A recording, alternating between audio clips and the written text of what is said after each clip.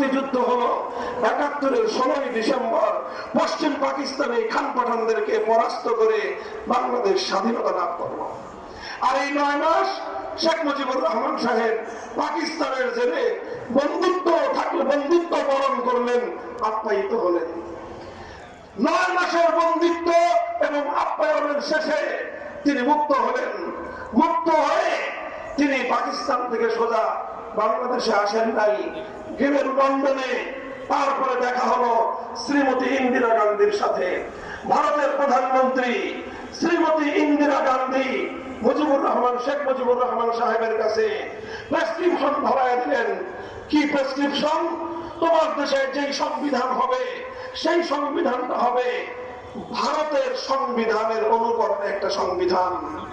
ভারত রাষ্ট্র থেকে আমরা 1947 সালে আলাদা হয়েছিলাম, আবার ভারতে